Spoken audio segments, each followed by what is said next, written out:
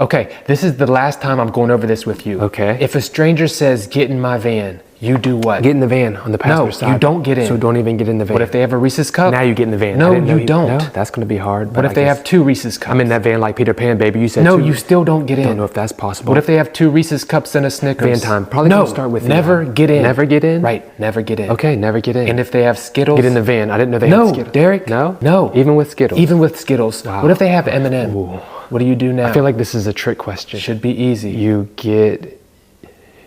don't. This is hard. Just say what you think it is. You get in the van. No, Derek. Really? Yes, really. And we're talking about peanut M&Ms.